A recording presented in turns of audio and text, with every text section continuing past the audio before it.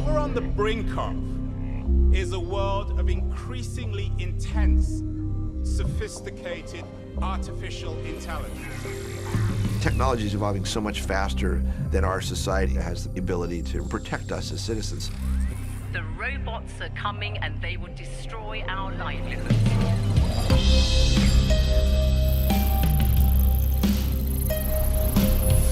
You have a networked intelligence that watches us, knows everything about us, and begins to try to change us. Twitter has become the world's #1 news site. Technology is never good or bad. It's what we do with the technology. Eventually, millions of people are going to be thrown out of jobs because their skills are going to be obsoleted.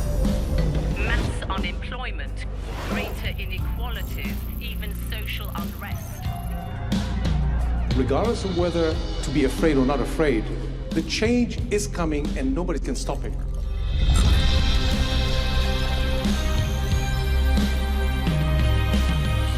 We've invested huge amounts of money, and so it stands to reason that the military, with their own desires, are going to start to use these technologies. Autonomous weapons systems would lead to a global arms race to rival the nuclear era. We know what the answer is. They'll eventually be killing us.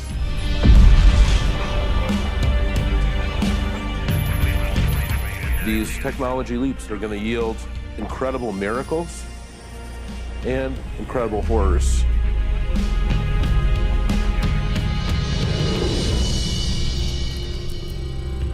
We created it.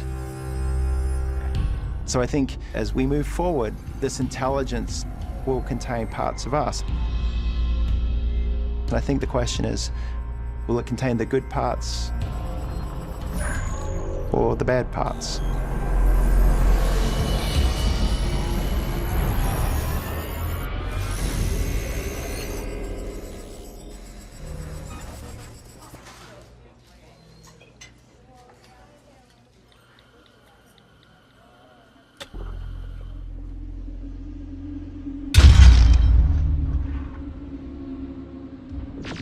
Survivors called the war Judgment Day. They lived only to face a new nightmare. The war against the machines. I think we've completely fucked this up. I think Hollywood has managed to inoculate the general public against this question. The idea of machines that will take over the world. Open the pod bay doors, Hal. I'm sorry, Dave. I'm afraid I can't do that. Hal? We've cried wolf enough times. Hal? The public has stopped paying attention because it feels like science fiction. Even sitting here talking about it right now, it feels a little bit silly, a little bit like, oh, this is an artifact of some cheeseball movie. The Whopper spends all its time thinking about World War III. But it's not. The general public is about to get blindsided by this.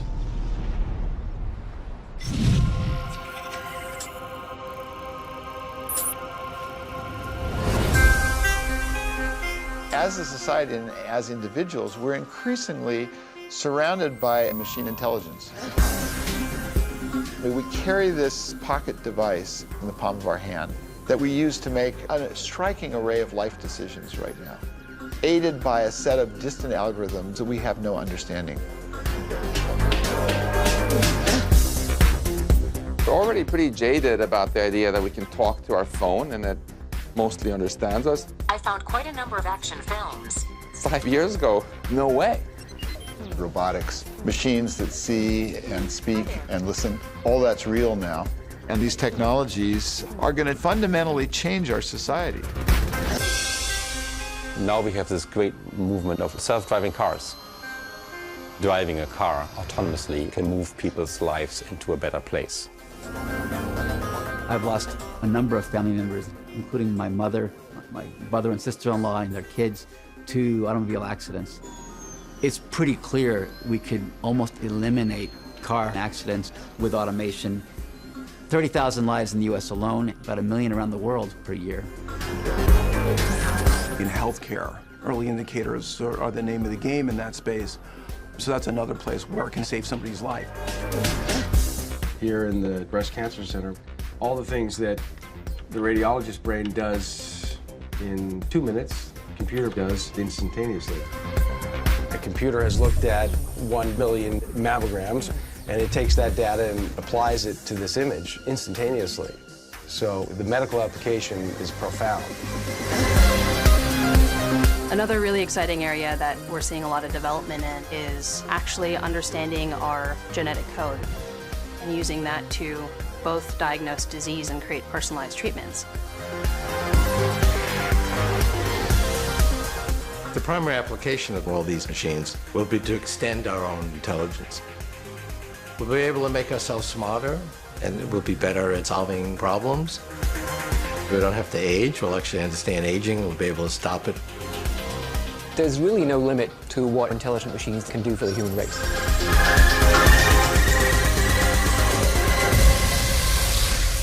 How could a smarter machine not be a better machine? It's hard to say exactly when I began to think that that was a bit naive.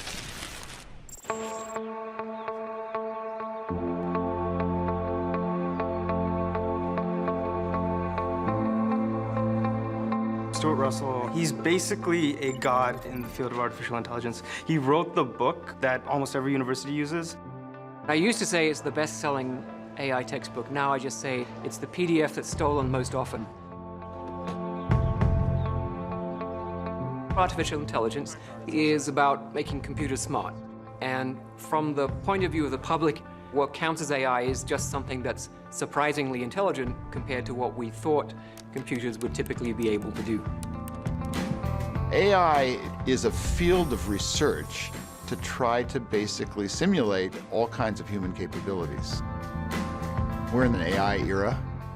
Silicon Valley has the ability to focus on one bright, shiny thing. It was social networking and social media over the last decade, and it's pretty clear that the bit has flipped. And it starts with machine learning. When we look back at this moment, what was the first AI? It's not sexy, and it isn't the thing we consider the movies, but you'd make a great case that Google created not a search engine, but a godhead. A way for people to ask any question they wanted and get the answer they needed. Most people are not aware that what Google is doing is actually a form of artificial intelligence. They just go there, they type in a thing, Google gives them the answer. With each search, we train it to be better. Sometimes we type in the search and it tells us the answer before you have finished asking the question. You know, who is the president of Kazakhstan? And it'll just tell you. You don't have to go to the Kazakhstan national website to find out. Didn't used to be able to do that. That is artificial intelligence. Years from now, when we try to understand, we will say, well, how do we miss it? It's one of these striking contradictions that we're facing. Google and Facebook et al. Have built businesses on giving us as a society free stuff, but it's a Faustian bargain. They're extracting something from us in exchange, but we don't know what code is running on the other side and why. We have no idea. It does strike right at the issue of how much we should trust these machines. I use computers literally for everything. There's so many computer advancements now, and it's become such a big part of our lives. It's just incredible what a computer can do. You can actually carry a computer in your purse. I mean, how awesome is that? I think most technology is meant to make things easier and simpler for all of us. So hopefully that just remains the focus. I think everybody loves their computers.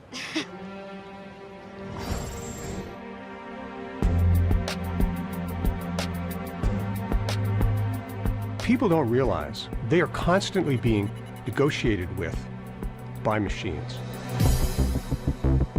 Whether that's the price of products in your Amazon cart, whether you can get on a particular flight, whether you can reserve a room at a particular hotel. What you're experiencing are machine learning algorithms that have determined that a person like you is willing to pay 2 cents more and is changing the price. Now, computer looks at millions of people simultaneously. For very subtle patterns, you can take seemingly innocent digital footprints, such as someone's playlist on Spotify, or stuff that they bought on Amazon, and then use algorithms to translate this into a very detailed and very accurate, intimate profile. There is a dossier on each of us that is so extensive, it would be possibly accurate to say that they know more about you than your mother does.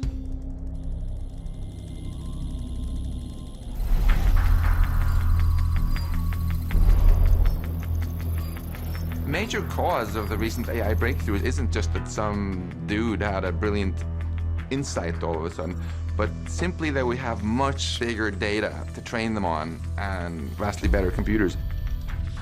The magic is in the data. It's a ton of data. I mean, it's data that's never existed before. We've never had this data before. We've created technologies that allow us to capture vast amounts of information. If you think of 1 billion cell phones on the planet with gyroscopes and accelerometers, fingerprint readers, couple that with the GPS and the photos they take and the tweets that you send, we're all giving off huge amounts of data individually. Cars that drive as the cameras on them suck up information about the world around them, the satellites that are now in orbit the size of a toaster, the infrared about the vegetation on the planet, the buoys that are out in the oceans to feed into climate models. And the NSA, the CIA, as they collect information about the geopolitical situations. The world today is literally swimming in this data.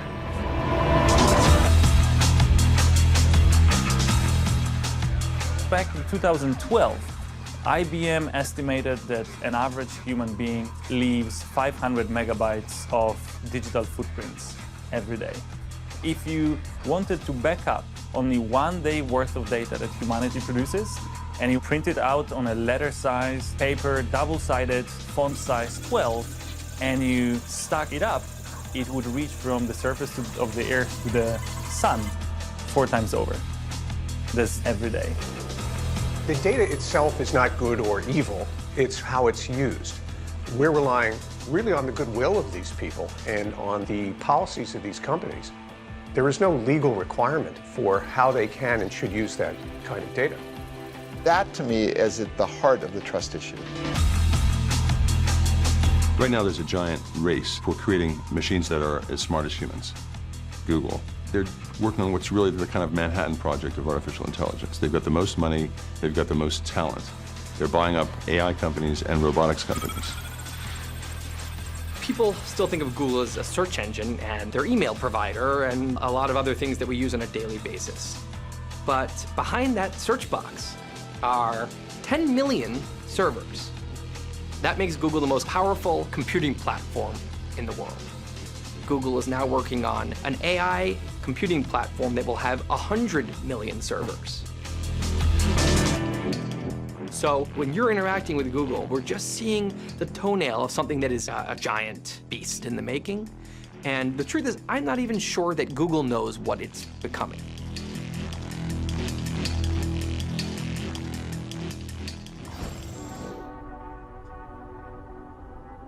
If you look inside of what algorithms are being used at Google, it's technology largely from the 80s.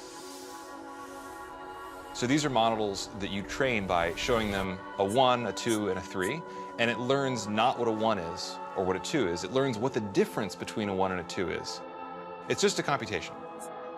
In the last half-decade where we've made this rapid progress, it has all been in pattern recognition. Most of the good old-fashioned AI was when we would tell our computers how to play a game like chess. From the old paradigm where you just tell the computer exactly what to do. This is Jeopardy! The IBM Challenge. No one at the time had thought that a machine could have the precision and the confidence and the speed to play Jeopardy well enough against the best humans. Let's play Jeopardy. 4-letter word for the iron fitting on the hoof of a horse. Watson. What is issue? You are right. You get to pick. Literary character, APB, for 800. Answer, the Daily Double. Watson actually got its knowledge by reading Wikipedia and 200 million pages of natural language documents. You can't program every line of how the world works. The machine has to learn by reading. Now we come to Watson, who is Bram Stoker, and the wager. Hello, 17,973, 41,413, and a two-day total of 70. Watson's trained on huge amounts of text, but it's not like it understands what it's saying. It doesn't know that water makes things wet by touching water and by seeing the way things behave in the world the way you and I do. A lot of language AI today is not building logical models of how the world works. Rather, it's looking at how the words appear in the context of other words. David Ferrucci developed IBM's Watson, and somebody asked him, does Watson think? And he said, does a submarine swim? And what he meant was, when they developed submarines, they borrowed basic principles of swimming from fish. But a submarine swims farther and faster than fish and can carry a huge payload. It outswims fish. Watson winning the game of Jeopardy will go down in the history of AI as a significant milestone.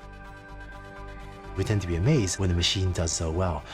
I'm even more amazed when the computer beats humans at things that humans are naturally good at. This is how we make progress. In the early days of the Google Brain project, I gave the team a very simple instruction, which was build the biggest neural network possible, like 1,000 computers. A neural net is something very close to a simulation of how the brain works. It's very probabilistic, but with contextual relevance. In your brain, you have long neurons that connect to thousands of other neurons, and you have these pathways that are formed and forged based on what the brain needs to do. When a baby tries something and it succeeds, there's a reward. And that pathway that created the success is strengthened. If it fails at something, the pathway is weakened, and so over time, the brain becomes honed to be good at the environment around it. Really, it's just getting machines to learn by themselves. It's called deep learning, and deep learning and neural networks mean roughly the same thing. Deep learning is a totally different approach, where the computer learns more like a toddler, by just getting a lot of data and eventually figuring stuff out. The computer just gets smarter and smarter as it has more experiences. So imagine, if you will, a neural network, like 1,000 computers, and it wakes up not knowing anything, and we made it watch YouTube for a week.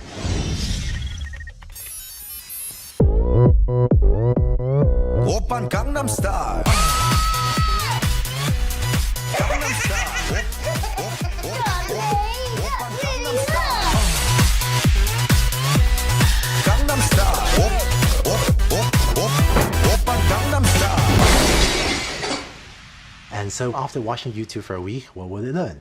We had a hypothesis they'll learn to detect commonly occurring objects in videos. And so we know that human faces appear a lot in videos. So we looked, and lo and behold, there was a neuron that had learned to detect human faces.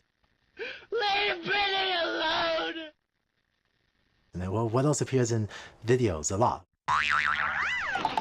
So we looked, and to our surprise, there was actually a neuron that had learned to detect cats.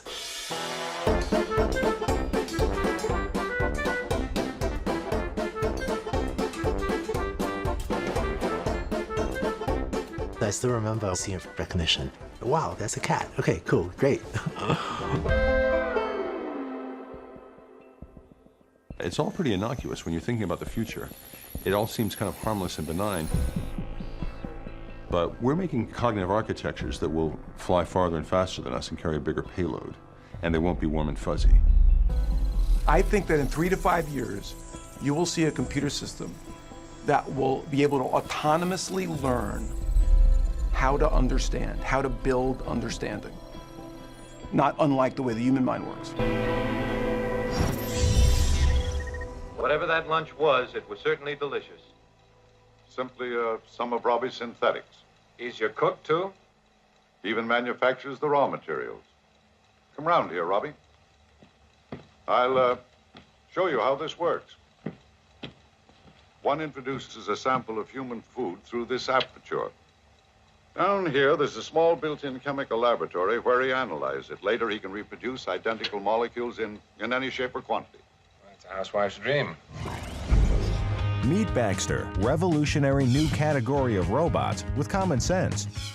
Baxter. Baxter is a really good example of the kind of competition we face from machines. Baxter can do almost anything we can do with our hands.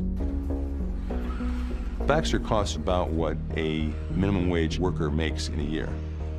But Baxter won't be taking the place of one minimum wage worker. He'll be taking the place of 3 because they never get tired. They never take breaks. That's probably the first thing we're going to see, displacement of jobs. They're going to be done quicker, faster, cheaper by machines. Our ability to even stay current is so insanely limited compared to the machines we built. For example, now we have this great movement of Uber and Lyft, kind of making transportation cheaper and democratizing transportation, which is great. The next step is going to be that they're all going to be replaced by driverless cars. And then all the Uber and Lyft drivers had to find something new to do. There are 4 million professional drivers in the United States. They're unemployed soon. 7 million people that do data entry. Those people are going to be jobless. A job isn't just about money, right? On a biological level, it serves a purpose. It becomes a defining thing. When the jobs went away in any given civilization, it doesn't take long until that turns into violence.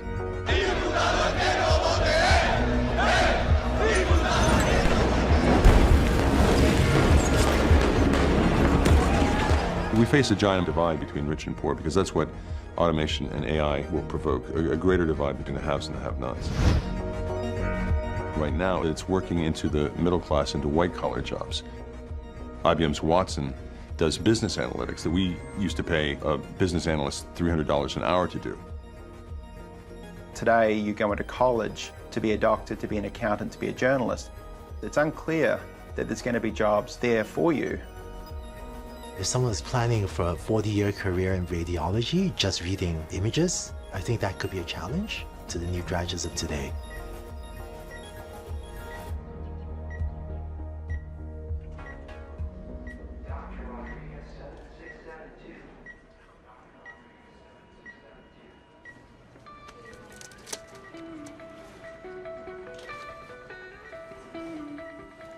But today we're going to do a robotic case.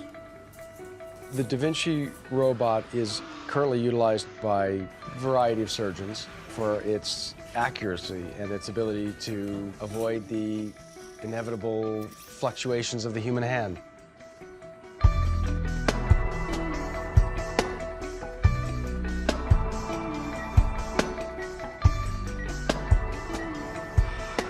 Anybody who watches this feels the amazingness of it.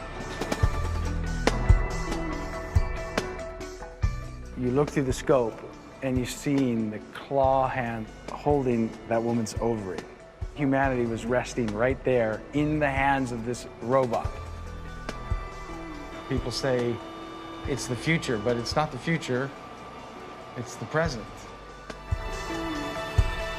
If you think about a surgical robot, there's often not a lot of intelligence in these things, but over time, as we put more and more intelligence into these systems, the surgical robots can actually learn from each robot surgery. They're tracking the movements, they're understanding what worked and what didn't work, and eventually the robot for routine surgeries is going to be able to perform that entirely by itself, or with human supervision. Normally I do about 150 cases, hysterectomies, let's say, and now most of them are done robotically. I do maybe one open case a year. So do I feel uncomfortable? Of course I do feel uncomfortable because I don't remember how to open patients anymore. It seems that we're feeding it and creating it, but in a way, we are a slave to the technology because we can't go back.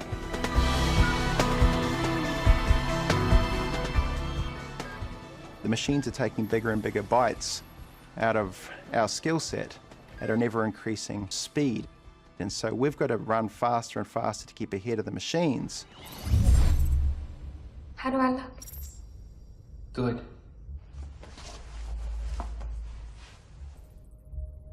Are you attracted to me? What? Are you attracted to me? You give me indications that you are. I do? Yes.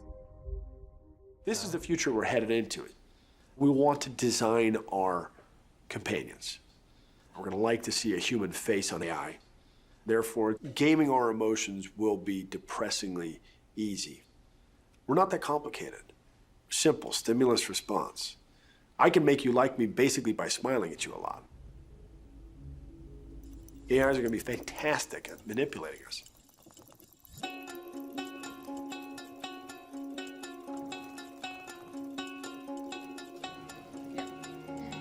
So you've developed a technology that can sense what people are feeling. Right, we've developed technology that can read your facial expressions and map that to a number of emotional states. 15 years ago, I had just finished my undergraduate studies in computer science, and it struck me that I was spending a lot of time interacting with my laptops and my devices, yet these devices had absolutely no clue how I was feeling.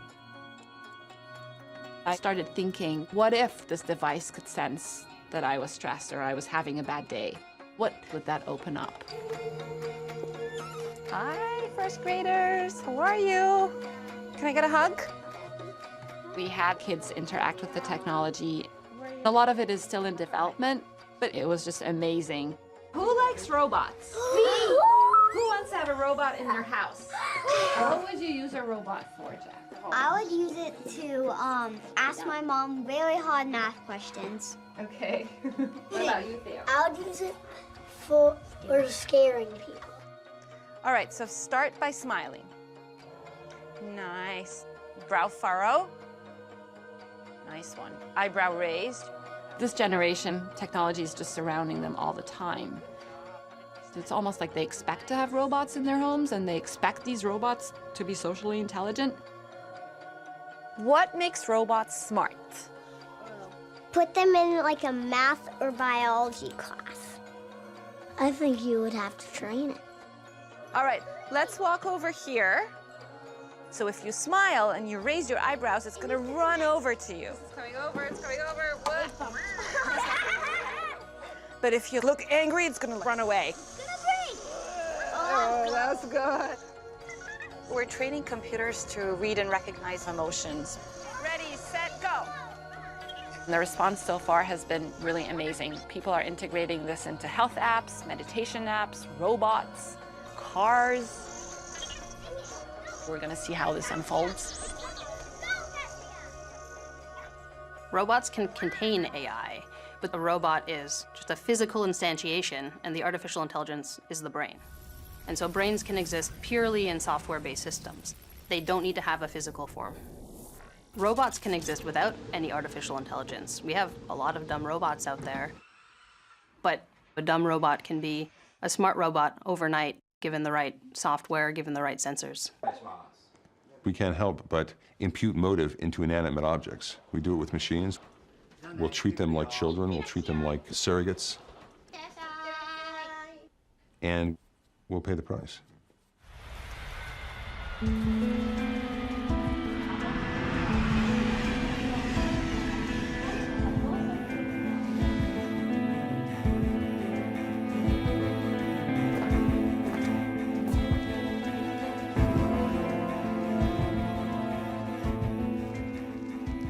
Okay, welcome to the job.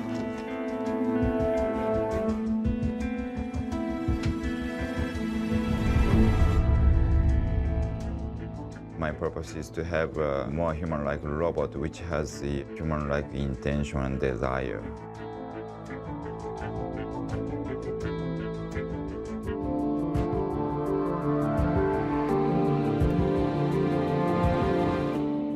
The name of the robot is Erika. Erika is the most advanced human-like robot in the world, I think. Erika can gaze at your face. Konnichiwa. Robots can be pretty good conversation partners, especially for the elderly and young children, handicapped people. When we talk to the robot, we don't feel the social barriers, social pressures. And finally, everybody accepts the Android as just our friend or partners. We have implemented a simple desire. She wanted to be well recognized, and she wanted to take a rest.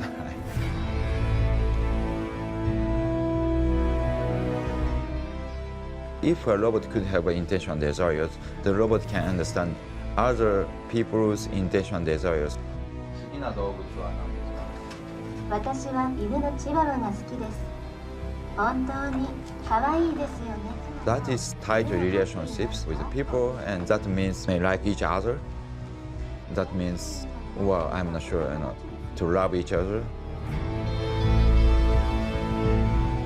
We build artificial intelligence, and the very first thing we want to do is replicate us. I think the key point will come when all the major senses are replicated. Sight, touch, smell. When we replicate our senses, is that when it becomes alive?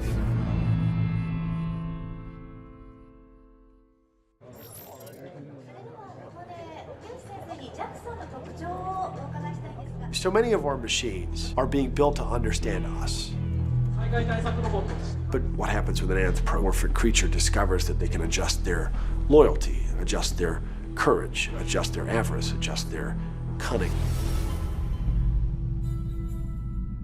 The average person, they don't see killer robots going down the streets. They're like, what are you talking about? Man, we want to make sure we don't have killer robots going down the street. Once they're going down the street, it is too late.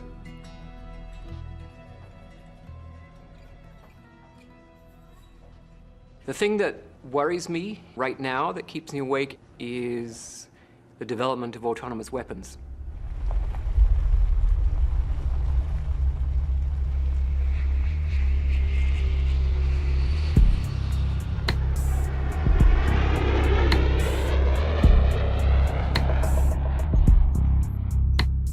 Up to now, people have expressed unease about drones, which are remotely piloted aircraft.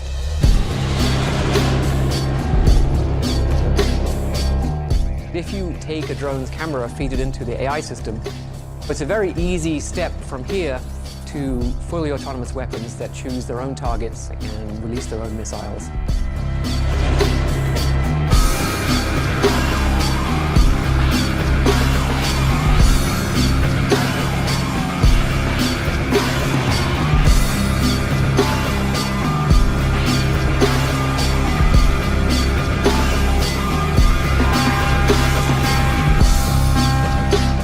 The expected lifespan of a human being in that kind of battle environment would be measured in seconds. At one point, drones were science fiction, and now they've become the normal thing in war.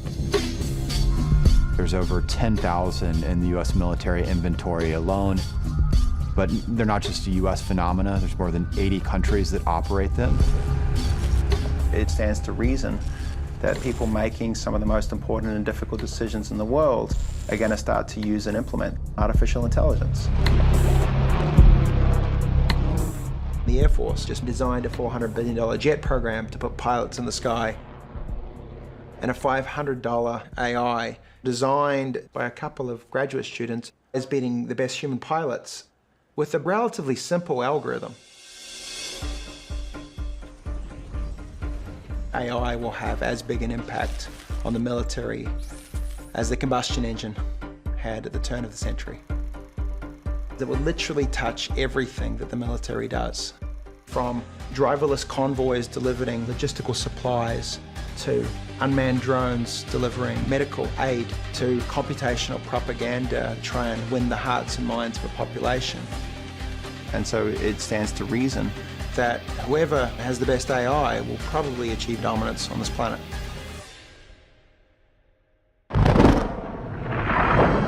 At some point in the early 21st century, all of mankind was united in celebration. We marveled at our own magnificence as we gave birth to AI. AI? You mean artificial intelligence? A singular consciousness that spawned an entire race of machines. We don't know who struck first, us or them, but we know that it was us that scorched the sky. There's a long history of science fiction, not just predicting the future, but shaping the future.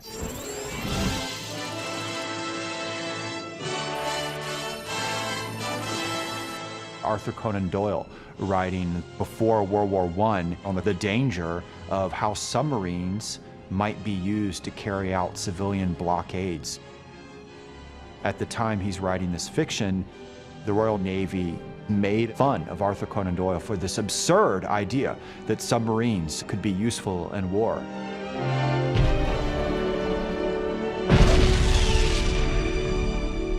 One of the things we've seen in history is that our attitude towards technology, but also ethics, are very context dependent. For example, the submarine, nations like Great Britain and even the United States found it horrifying to use the submarine. In fact, the German use of the submarine to carry out attacks was the reason why the United States joined World War I. But move the timeline forward. The United States of America was suddenly and deliberately attacked by the Empire of Japan. 5 hours after Pearl Harbor, the order goes out to commit unrestricted submarine warfare against Japan. So Arthur Conan Doyle turned out to be right. That's the great old line about science fiction. It's a lie that tells the truth. Fellow executives, it gives me great pleasure to introduce you to the future of law enforcement. Ed 209.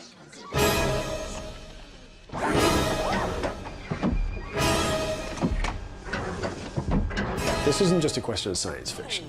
This is about what's next, about what's happening right now. The role of intelligent systems is growing very rapidly in warfare. Everyone is pushing in the unmanned realm. Today, Secretary of Defense is very, very clear. We will not create fully autonomous attacking vehicles. Not everyone is going to hold themselves to that same set of values. And when China and Russia start deploying autonomous vehicles that can attack and kill, what's the move that we're going to make?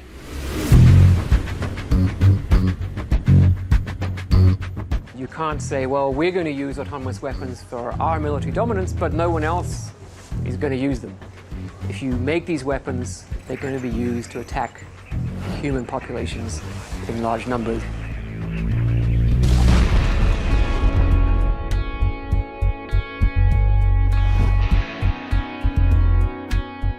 Autonomous weapons are, by their nature, weapons of mass destruction because it doesn't need a human being to guide it or carry it. You don't need one person to, write a little program.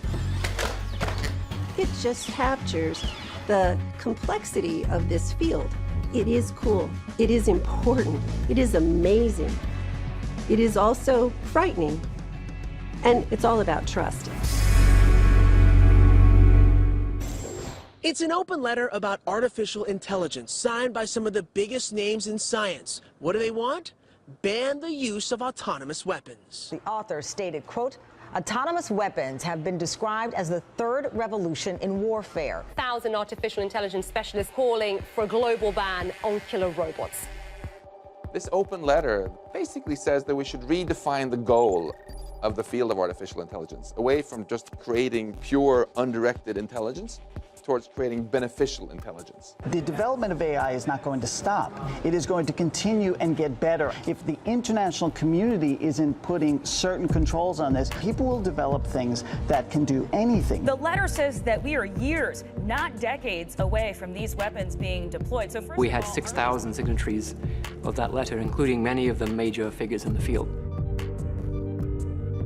I'm getting a lot of visits from high-ranking officials who wish to emphasize that American military dominance is very important and autonomous weapons may be part of the Defense Department's plan. That's very, very scary because the value system of military developers of technology is not the same as the value system of the human race.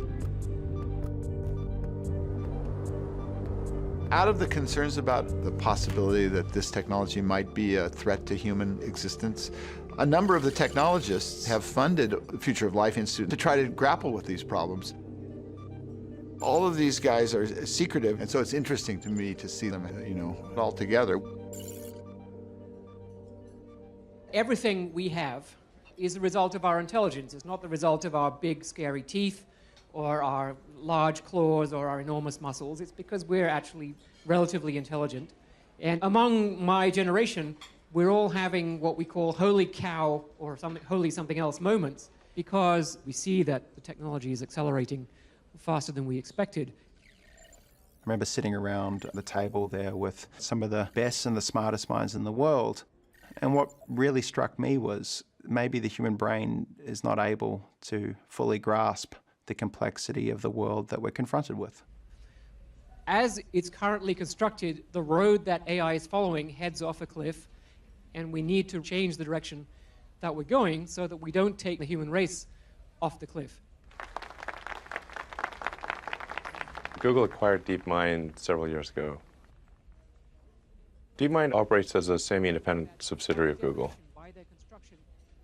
The thing that makes DeepMind unique is that DeepMind is absolutely focused on creating digital superintelligence, an AI that is vastly smarter than any human on Earth and ultimately smarter than all humans on Earth combined. This is from the DeepMind reinforcement learning system. Basically wakes up like a newborn baby and is shown the screen of an Atari video game and then has to learn to play the video game. It knows nothing about objects, about motion, about time. It only knows that there's an image on the screen and there's a score. So if your baby woke up the day it was born and by late afternoon was playing 40 different Atari video games at a superhuman level, you would be terrified. You would say, my baby is possessed, send it back. The DeepMind system can win at any game. It can already beat all the original Atari games. It is superhuman. It plays the games at super speed in less than a minute.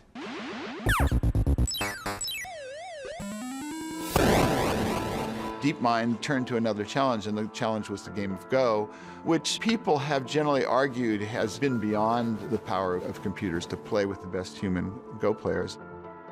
First, they challenged a European Go champion. Then they challenged a Korean Go champion. Please start the game. And they were able to win both times in kind of striking fashion. You were reading articles in the New York Times years ago talking about how Go would take 100 years for us to solve. People said, well, you know, but that's still just a board. Poker is an art. Poker involves reading people. Poker involves lying and bluffing. It's not an exact thing. That will never be, you know, a computer. You can't do that. They took the best poker players in the world and took 7 days for the computer to start demolishing the humans.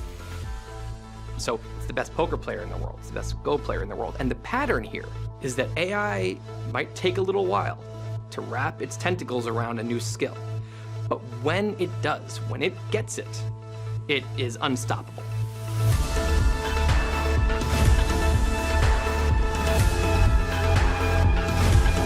DeepMind's AI has administrator-level access to Google's servers to optimize energy usage at the data centers. However, this could be an unintentional Trojan horse. DeepMind has to have complete control of the data centers, so with a little software update, that AI could take complete control of the whole Google system, which means they can do anything. They can look at all your data, they can do anything.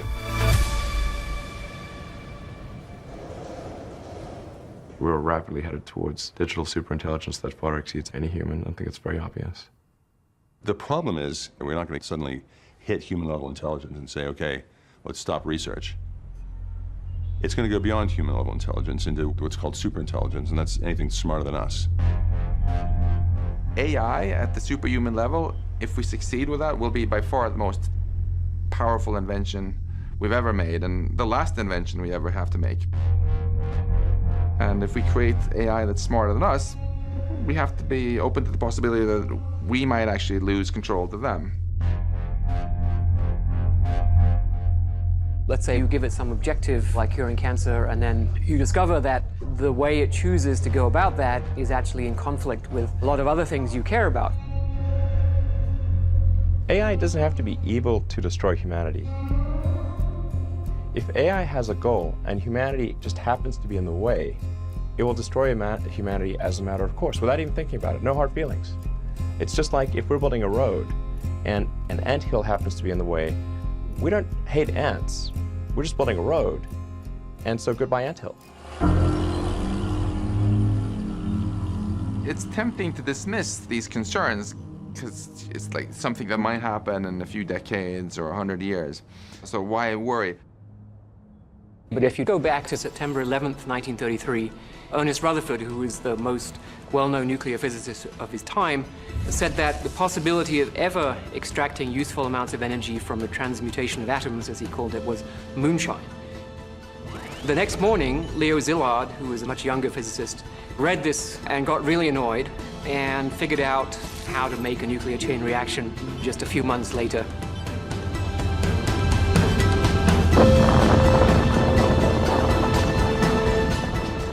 We have spent more than $2 billion on the greatest scientific gamble in history. So when people say that, oh, this is so far off in the future, we don't have to worry about it, it might only be 3, 4 breakthroughs of that magnitude that will get us from here to superintelligent machines. If it's going to take 20 years to figure out how to keep AI beneficial, then we should start today, not at the last second when some dudes drinking Red Bull decide to flip the switch and test the thing. We have 5 years. I think digital superintelligence will happen in my lifetime. 100%. When this happens, it will be surrounded by a bunch of people who are really just excited about the technology. They want to see it succeed, but they're not anticipating that it can get out of control.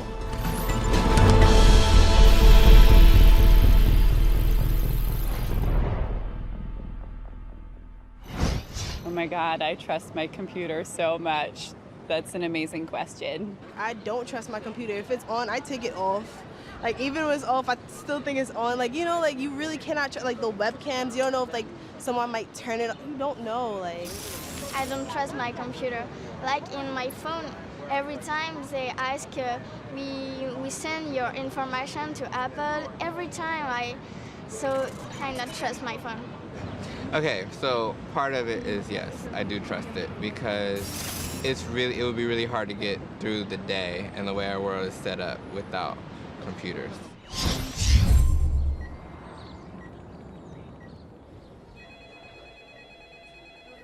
Trust is such a human experience.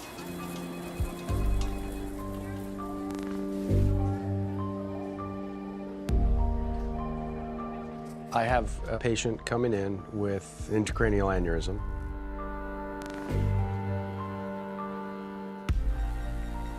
They want to look in my eyes and know that they can trust this person with their life. I'm not horribly concerned about anything. Good. Part of that is because I have confidence in you.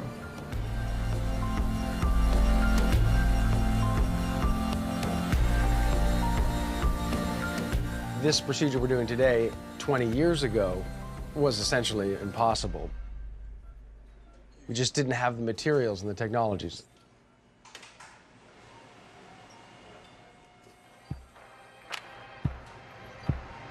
Get on that corner.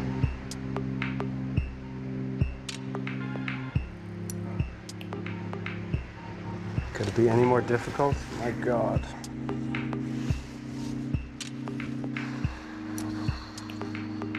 So the coil is barely in there right now. It's just a feather holding it in.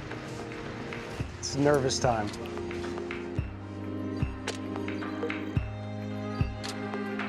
We're just in purgatory, intellectual, humanistic purgatory. And AI might know exactly what to do here.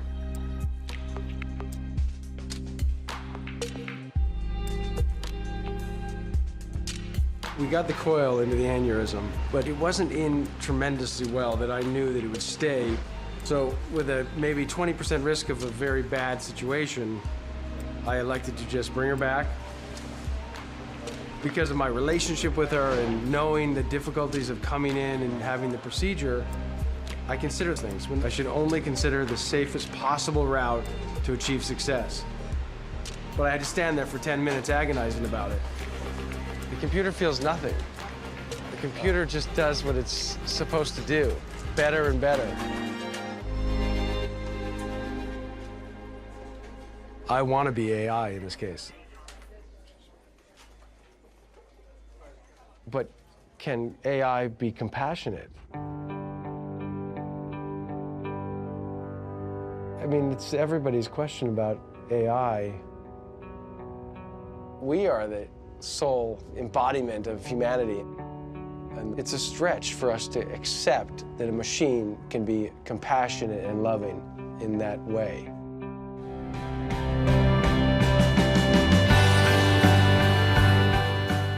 Part of me doesn't believe in magic, but part of me has faith that there is something beyond the sum of the parts. That there is at least a oneness in our shared ancestry, our shared biology, our shared history. Some connection there beyond machine.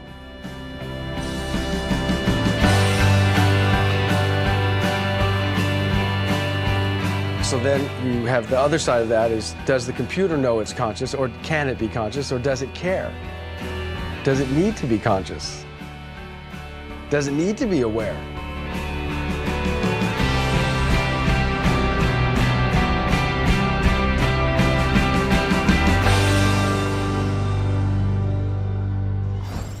I do not think that a robot could ever be conscious, unless they programmed it that way. Conscious? No. No. No. I mean, I think a robot could be programmed to be conscious. How are they programmed to do everything else? That's another big part of artificial intelligence, is to make them conscious and make them feel.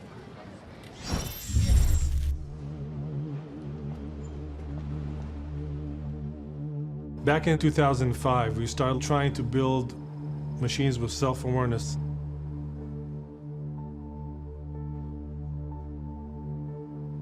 This robot, to begin with, didn't know what it was. All he knew is that it needed to do something like walk. Through trial and error, it figured out how to walk using its imagination, and then it walked away. And then we did something very cruel. We chopped off a leg and watched what happened. In the beginning, it didn't quite know what had happened, but over about a period of a day, it then began to limp. And then a year ago, we were training an AI system for a live demonstration. We wanted to show how we wave all these objects in front of the camera and the AI can recognize the objects. And so we're preparing this demo, and we had on the side screen this ability to watch what certain neurons were responding to.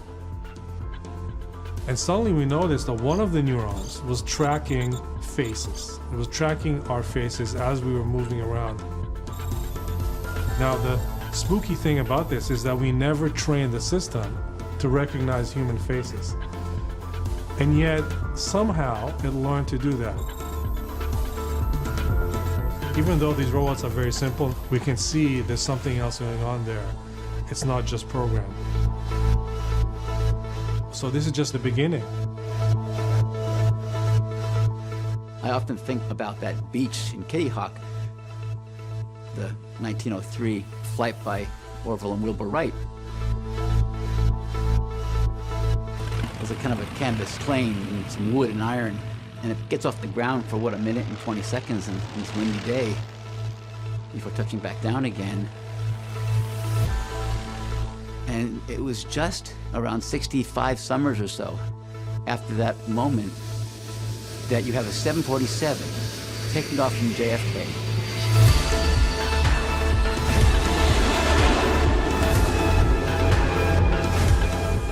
Where a major concern of someone on the airplane might be whether or not their salt-free diet meal is going to be coming to them or not.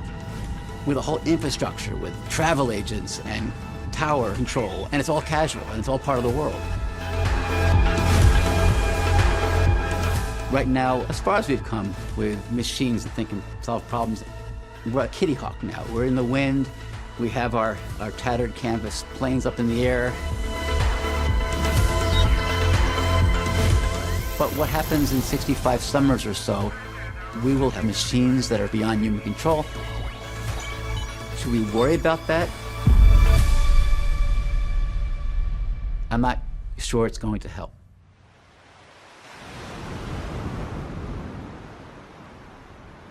Nobody has any idea today what it means for a robot to be conscious.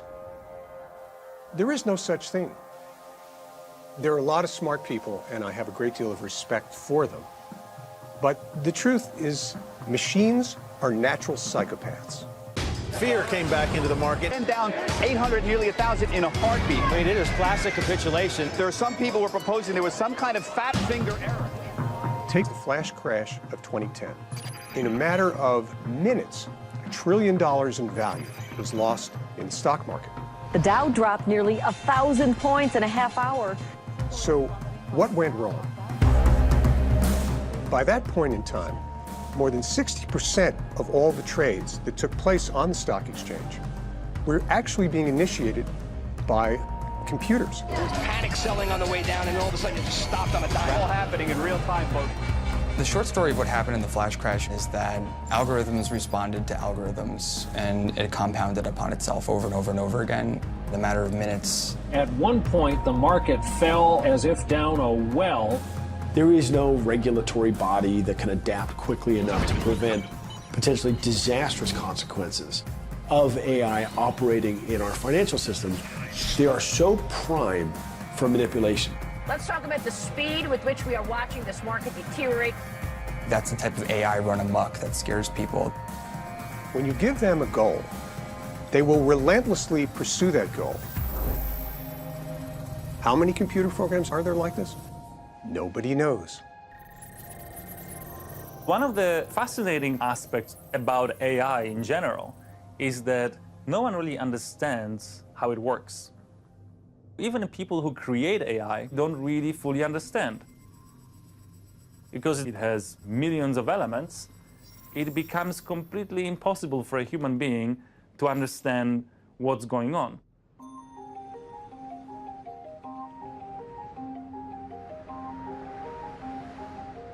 Microsoft had set up this artificial intelligence called Tai on Twitter, which was a chatbot. They started out in the morning, and Tai was starting to tweet and learning from stuff that was being sent to him from other Twitter people. Because some people like Troll attacked him. Within 24 hours, the Microsoft bot became a terrible person. They had to literally pull Tai off the net because he had turned into a monster. A misanthropic, racist, horrible person you never want to meet. And nobody had foreseen this. The whole idea of AI is that we are not telling it exactly how to achieve a given outcome or a goal. AI develops on its own. We're worried about superintelligent AI, the master chess player that will outmaneuver us.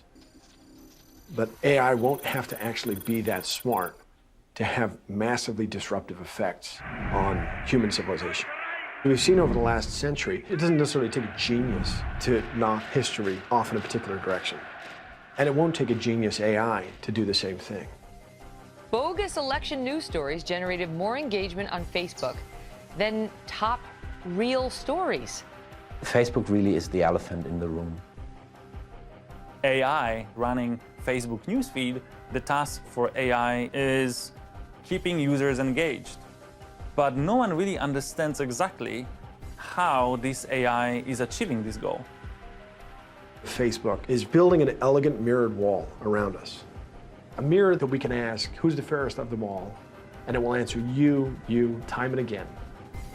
To slowly begin to warp our sense of reality, warp our sense of politics, history, global events, until determining what's true and what's not true is virtually impossible. The problem is that AI doesn't understand that. AI just had a mission, maximize user engagement, and it achieved that. Nearly 2 billion people spend nearly 1 hour on average a day basically interacting with AI that is shaping their experience. Even Facebook engineers, they don't like fake news. It's very bad business. They want to get rid of fake news. It's just very difficult to do because how do you recognize news as fake if you cannot read all of those news personally? There's so much active misinformation, and it's packaged very well, and it looks the same when you see it on a Facebook page or you turn on your television. It's not terribly sophisticated, but it is terribly powerful. And what it means is that your view of the world, which 20 years ago was determined if you watched the nightly news by 3 different networks, with 3 anchors who endeavored to try to get it right. You might have had a little bias one way or the other, but largely speaking, we can all agree on an objective reality. Well, that objectivity is gone, and Facebook has completely annihilated it. If most of your understanding of how the world works is derived from Facebook, facilitated by algorithmic software that tries to show you the news you want to see. And that's a terribly dangerous thing. And the idea that we have not only set that in motion, but allowed bad faith actors access to that information.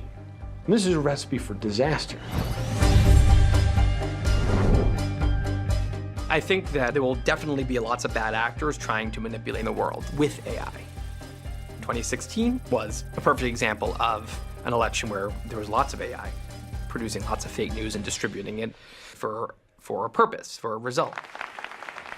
Ladies and gentlemen, honorable colleagues, it's my privilege to speak to you today about the power of big data and psychographics in the electoral process, and specifically to talk about the work that we contributed to Senator Cruz's presidential primary campaign. Cambridge Analytica emerged quietly as a company that, according to its own hype, has the ability to use this tremendous amount of data in order to effect societal change. In 2016, they had 3 major clients. Ted Cruz was one of them. It's easy to forget that only 18 months ago, Senator Cruz was one of the less popular candidates seeking nomination. So what was not possible maybe like 10 or 15 years ago was that you can send fake news to exactly the people that you want to send it to. And then you can actually see how he or she reacts on Facebook and then adjust that information according to the feedback that you got. And so you can start developing kind of a real-time management of a population. In this case, we've zoned in on a group we've called persuasion. These are people who are definitely going to vote, to caucus, but they need moving from the center a little bit more towards the right in order to support Cruz. They need a persuasion message. Gun rights I've selected. That narrows the field slightly more. And now we know that we need a message on gun rights. It needs to be a persuasion message, and it needs to be nuanced according to the certain personality that we're interested in.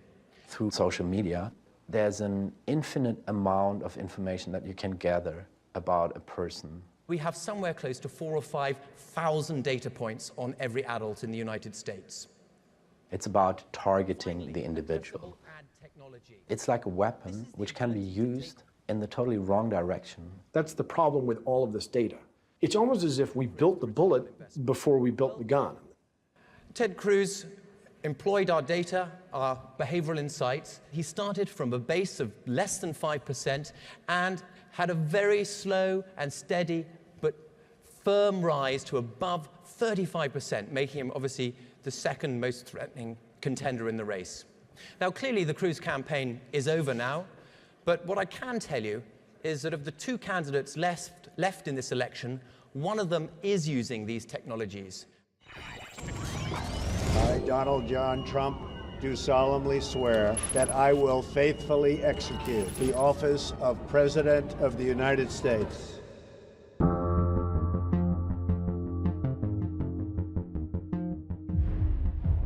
Elections are a marginal exercise. It doesn't take a very sophisticated AI in order to have a disproportionate impact. Before Trump, Brexit was another supposed client. Well, at 20 minutes to 5, we can now say the decision taken in 1975 by this country to join the common market has been reversed by this referendum to leave the EU. Cambridge Analytica, allegedly, uses AI to push through two of the most ground-shaking pieces of political change in the last 50 years.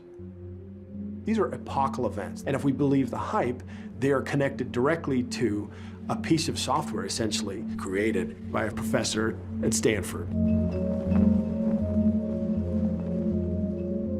Back in 2013, I described that what they're doing is possible and warned against this happening in the future.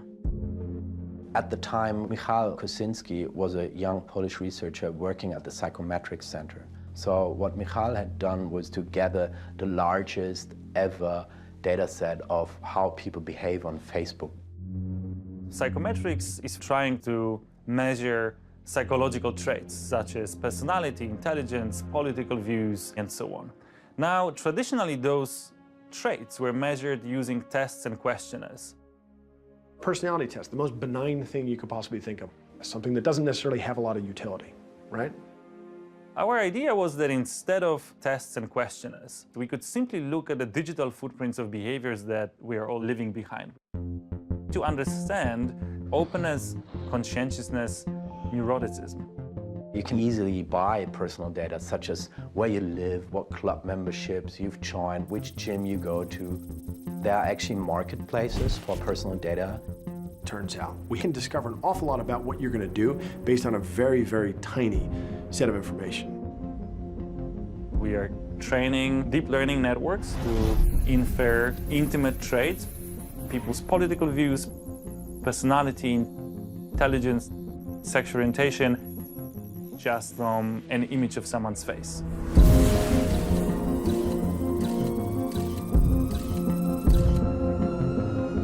Now think about countries which are not so free and open-minded. If you can reveal people's religious views or political views or sexual orientation based on only profile pictures, this could be literally an issue of life and death. I think there's no going back. Do you know what the Turing test is? It's when a human interacts with a computer. And if the human doesn't know they're interacting with a computer, the test is passed. And over the next few days, you're going to be the human component in the Turing test. Holy shit. Yeah, that's right, Caleb. You got it. Because if that test is passed, you are dead center of the greatest scientific event in the history of man. If you've created a conscious machine, it's not the history of man. That's the history of gods.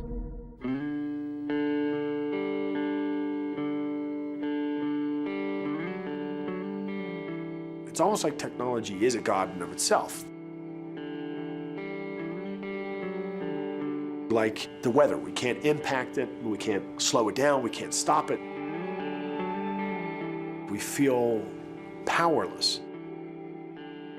If we think of God as an unlimited amount of intelligence, the closest we can get to that is by evolving our own intelligence, by merging with the artificial intelligence we're creating. Today, our computers, phones, applications give us superhuman capability. So as the old maxim says, like, if you can't beat them, join them. It's about a human-machine partnership. I mean, we already see how, our phones, for example, act as memory prosthesis, right? I don't have to remember your phone number anymore because it's on my phone. It's about machines augmenting our human abilities as opposed to completely displacing them. If you look at all the objects that have made the leap from analog to digital over the last 20 years, it's a lot. We're the last analog object in a digital universe. And the problem with that, of course, is that the data input-output is very limited. It's this, it's these. Our eyes are pretty good. We're able to take in a lot of visual information. But our information output is very, very, very low. The reason this is important if we envision a scenario where AI is playing a more prominent role in society is we want good ways to interact with this technology so that it ends up augmenting us. I think it's incredibly important that AI not be other. It must be us. And I could be wrong about what I'm saying. I'm certainly open to ideas if anybody can suggest a path that's better. But I think we're really going to have to either merge with AI or be left behind.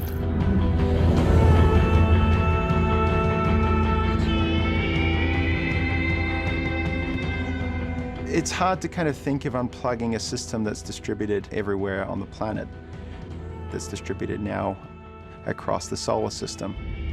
You can't just, shut that off. We've opened Pandora's box. We've unleashed forces that we can't control, we can't stop. We're in the midst of essentially creating a new life form on Earth.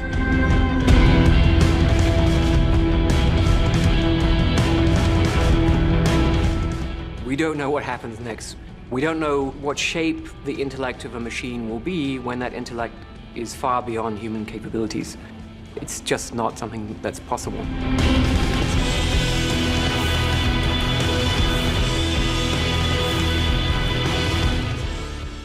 The least scary future I can think of is one where we have at least democratized AI.